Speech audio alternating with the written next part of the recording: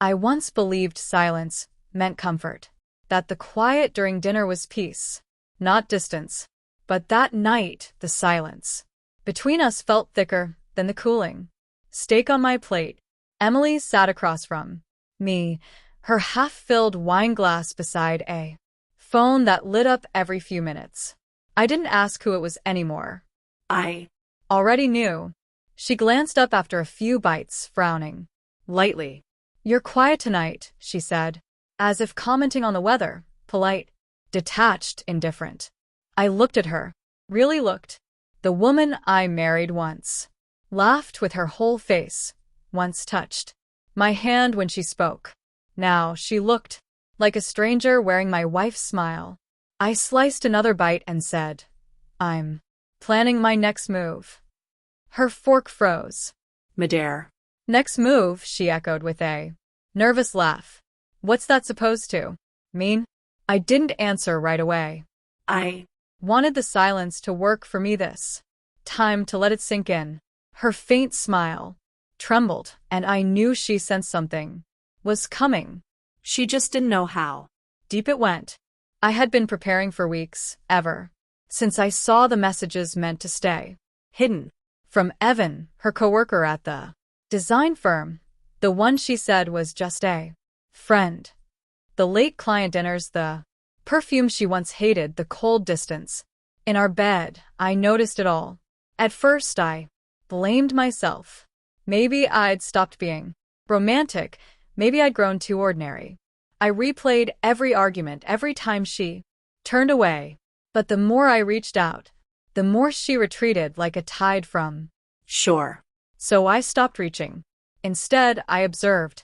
I tracked patterns, timed her excuses, memorized the hollow tone she used when she said, "Love you." It wasn't anger I felt anymore. Anger burns out too fast. This was something colder, steadier, controlled. She leaned back, smirking again, trying to reclaim power. "You've been watching too many thrillers, Lucas. You're getting dramatic." "Maybe," I said, pushing my plate away. "Or maybe I just stopped pretending not to see what's right in front of me." The silence that followed was sharp. Her fork against the plate sounded louder than a scream. I remembered the night we met 5 years ago at a friend's housewarming. She spilled wine on my shirt, laughed, and helped clean it up. I thought that meant something. Maybe it did, but somewhere between then and now, the laughter turned rehearsed, the apologies hollow. She finally spoke. "If you're trying to make me feel guilty, it won't work." "Guilt needs empathy," I replied. You "Lost that a long time ago."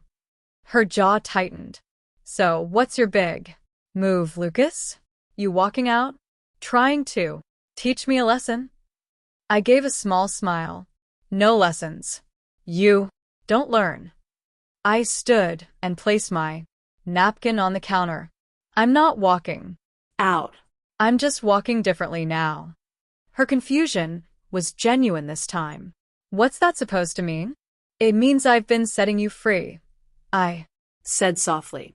"You'll finally have everything you wanted: freedom, space." I once thought independence meant distance, but that night I realized it meant release. "You'll get all of it," I said, "just not the way you expect." Her eyes narrowed. "What are you talking about?" I turned toward her, meeting her gaze. Without hesitation. "You'll find out soon enough." And she would, because by then, the joint account was already divided, the lease transferred, and every document signed. I'd spent months being the quiet man across the table, the one who absorbed lies, half smiles, and cold shoulders. But that night wasn't about fighting. It was about finishing. She still thought she was the player, the one controlling the game. What she didn't realize was that I stopped playing long before she even noticed. I walked to the door, grabbed my jacket, and said quietly, "Don't wait up." "Where are you going?" she asked. "Somewhere peaceful," I replied.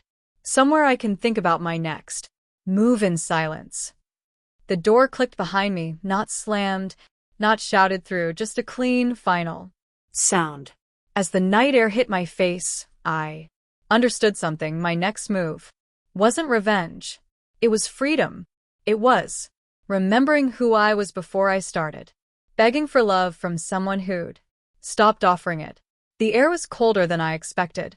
Autumn had crept in quietly, the same way emotional distance had seeped into our marriage. I stood beside my car, looking at the house that used to feel like home. The lights were warm, but the memories were frozen. I didn't drive right away. I just breathed, deeply, slowly, like a man surfacing after drowning for years. I didn't head to a bar or a friend's place. Instead, I found a small motel, off the interstate, the kind of place people stay when they're caught between what was and what comes next. That's what I was, between versions of myself. I lay in bed, staring at the spinning ceiling fan, thinking about all the nights I'd reached for her only to find cold air. You never notice the moment love dies. You only notice the silence it leaves behind. I opened my phone and scrolled through the draft I'd been keeping for weeks. Screenshots, timestamps, photos. Not to expose her, just to remind myself that I wasn't imagining things, that the truth was real. The next morning I went to work like nothing happened. I smiled, shook hands, sat through meetings. No one could tell that the man at that desk had quietly burned his marriage to ash the night before. And strangely enough, peace felt like that. No rage, no tears, just clarity. 3 days later, Emily called. I ignored it. Then she texted, "You just left. You can't be serious." After an hour, I replied, "Completely serious. You said you needed space. I'm giving you all of it." She never responded. I guess there's no script for when the quiet one finally stops playing along. Weeks passed. I found a small apartment near the river. Simple, quiet, mine. I filled the silence with soft music and the smell of coffee instead of tension and suspicion. People always say healing feels like sunlight after rain, but they forget it also feels like confusion, like standing in a room too quiet after years of noise.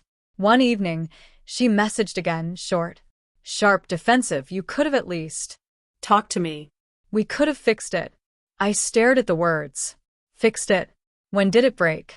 When she lied? Or when I stopped pretending I didn't see? I typed back, "You don't fix a house by painting over cracks in the foundation."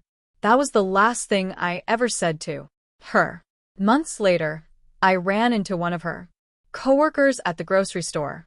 He looked uneasy, shifting his weight. "Hey, Lucas, heard you and Emily split." "Yeah," I said. "We just wanted different things." He nodded quickly, eyes darting away. I could tell he knew more, but I didn't care.